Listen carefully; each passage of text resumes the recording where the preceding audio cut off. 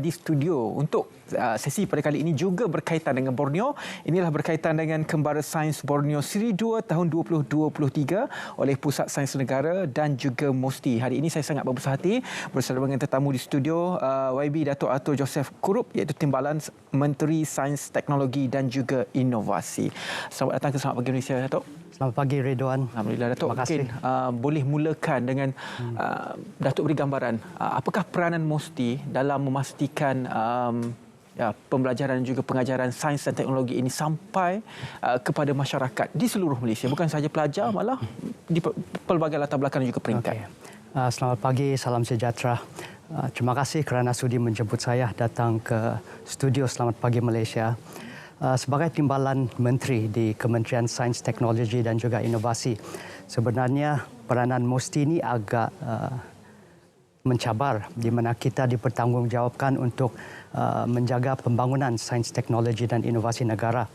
Untuk kita mencapai ini, kita perlu pertama memastikan ada keminatan masyarakat dalam bidang sains, dan untuk itu juga kita perlu untuk kita meningkatkan pembudayaan pembelajaran sains dalam masyarakat kita. Jadi sebagai sedikit info latar belakang, sebenarnya negara kita mempunyai sasaran sejak tahun 1970-an. Sasaran itu adalah 60-40. Nisbah 60%, 40%. Bermakna sekurangnya 60% daripada pelajar kita seharusnya masuk ke dalam aliran sains, dan selebihnya 40% bolehlah masuk ke dalam aliran yang bukan sains ataupun sastra. Itu sejak tahun 1970. Sekarang kita berada di tahun 2023 dan sebenarnya kita jauh daripada sasaran tersebut. Kalau mengikut sasaran data yang dikeluarkan oleh Kementerian Pendidikan Malaysia pada tahun lalu, hanya sekitar 40% pelajar kita masuk ke dalam aliran sains. Dan selebihnya telah masuk kepada aliran bukan sains. Jadi bagi kita, data ini agak merisaukan. Sebab yang pertama, World Economic Forum dalam satu laporan yang dinamakan Future Jobs telah menjangkakan bahawa dalam 5 tahun akan datang ini 69 juta pekerjaan baru akan diwujudkan yang memerlukan pengetahuan dalam bidang STEM, sains, teknologi, kejuruteraan dan matematik. Itu yang pertama. Yang kedua, yang amat berhormat Perdana Menteri kita telah berusaha dengan sangat baik sekali untuk membawa pelabur-pelabur yang besar seperti Amazon Web Services, Tesla, Infineon dan sebagainya. Walaupun dalam masa yang singkat, yang amat berhormat Perdana Menteri kita telah berjaya membawa pelaburan yang sangat besar daripada syarikat yang sangat berteknologi tinggi untuk membawa peluang-peluang pekerjaan yang sangat lumayan kepada negara kita. Maka peluang-peluang pekerjaan ini kita mahu supaya diisi oleh rakyat tempatan kita. Dan rakyat kita mesti melengkapi diri mereka dengan pengetahuan STEM supaya kita boleh menyambut peluang-peluang pekerjaan yang dibawa oleh yang amat berhormat Perdana Menteri.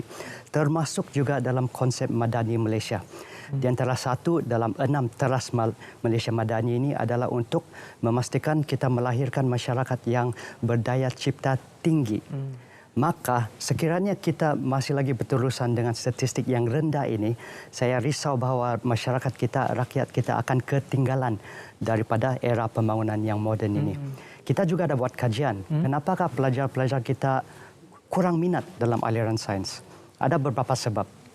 Yang pertama, kekurang fahaman mereka tentang subjek sains dan persepsi bahawa subjek sains ini adalah susah. Yang kedua adalah kurang galakan daripada ibu bapa dan juga guru-guru. Ramai yang sudah cakap, janganlah ambil subjek itu. Subjek itu susah. Bagus ambil subjek yang mudah untuk lulus, mudah untuk mendapat sijil. Itulah antara sebab-sebab.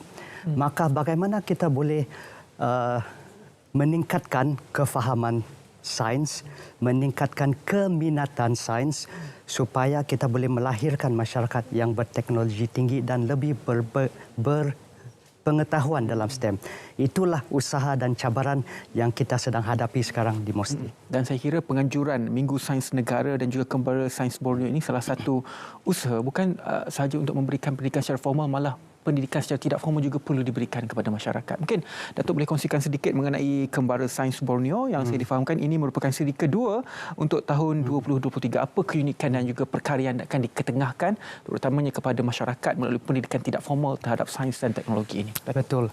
So, sejak saya masuk sebagai timbalan menteri di Musti, saya agak nampak satu trend di mana masyarakat luar bandar ini dia lebih berisiko daripada ketinggalan daripada pembangunan aliran sains yang moden.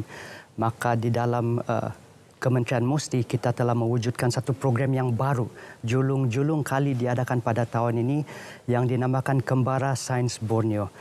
Kembara Sains Borneo ini dia merupakan satu program di bawah payung besar Minggu Sains Negara. Minggu Sains Negara ini adalah inisiatif Musti yang dilancarkan di seluruh negara, tetapi Kembara Sains Borneo ini adalah khas untuk wilayah Borneo dan pada tahun ini kita mula di Sabah.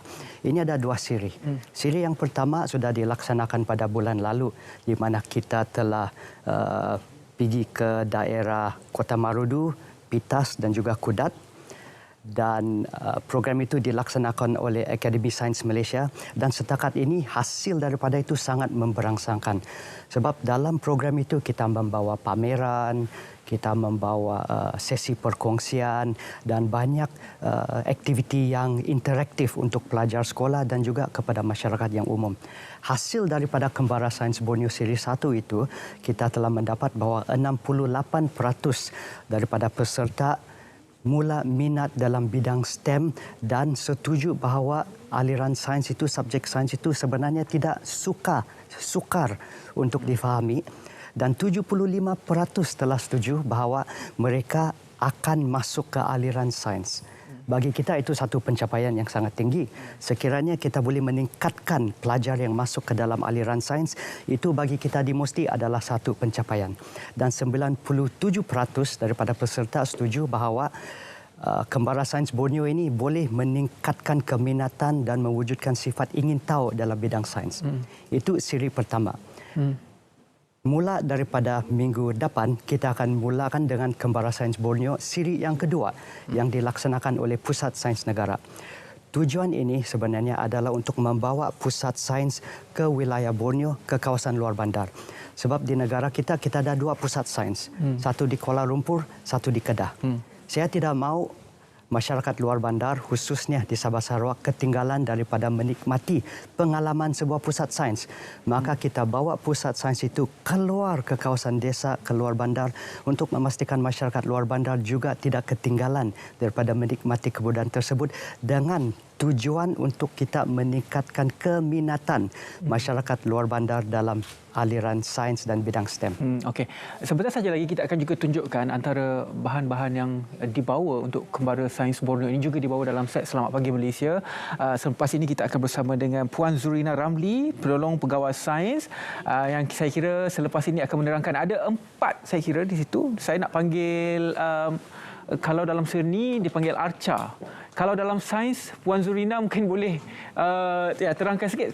Puan Zurina boleh berada di sana, tidak ada masalah. Itu apa itu, Puan Zurina? Ini adalah contoh bahan pameran, 4 unit bahan pameran yang kita bawa keluar. Macam Datuk cakap tadi, kita bawa keluar untuk masyarakat-masyarakat yang tak dapat datang ke pusat sains. Sebenarnya bahan pameran ini adalah bahan pameran yang kita letak dalam bus sign on wheel lah. Dan kita keluarkan sebab dia bentuk modular, kita boleh angkat keluar. Kalau kita tak boleh nak parking bus tu dekat dengan sekolah, maknanya kita boleh angkat dan keluar masuk dalam kelas. Dan pelajar boleh guna, dan kita akan cuba tunjuk macam mana contoh kotak ni. Kita nak tunjuk shape yang kita boleh muatkan dalam petak ni. So kita ada 2 jenis. Satu 4 segi sama yang besar dan satu yang kecil ni. So dia sebenarnya kalau kita tengok dia punya simetri dia adalah 4 yang kecil akan hasilkan satu yang besar. Macam mana cara kita nak muatkan dalam petak ni? Itu menggunakan kreativiti lah. Kita nak galakkan pelajar untuk berfikir menyelesaikan masalah. That's why kita panggil ni puzzle. So dia kena macam cuba masukkan. Tapi kita ada formula tertentu untuk nak siapkan puzzle ni. So kita boleh letak contoh macam ni. Susun. Dan yang kecil ni formula dia adalah dia kena bertingkat. 1, 2, 3 bertingkat. Dia akan muat penuh dalam kotak tu? Ya, dia boleh muat penuh kalau kita perhatikan betul-betul macam mana cara nak susun dia. Dia boleh muat penuh. So, Tapi dia kalau akan memenuhi isi padu kotak dan berkenaan. juga konsep ruang lah macam mana kita nak susun supaya tak ada ruang yang terbazir dalam ni dan dia muat. Puan, biasanya kalau dalam satu kembara jelajah yang diadakan, berapa banyak model-model yang akan dibawa dan tunjukkan kepada pelajar-pelajar? Kalau dalam bas tu kita ada 16 unit dan kadang kita tambah dengan yang mobile unit daripada pusat sains sendiri. Kalau kata sekolah tu memerlukan bahan-bahan yang lebih, so kita ada tambahan lah dan kita ada juga tiga tema, so kita akan tukar. Yang ni tema apa, Puan? Yang ni kita bawa ni adalah puzzle. Ini adalah cahaya. Ini pun konsep cahaya juga. Dan ini adalah konsep matematik, geometri. So, bila kita contoh macam ni, kita nak hasilkan corak. So, kita letakkan satu atau dua objek dalam ni. Kita ada angle kat sini ataupun sudut 60 darjah, 90 dan 120.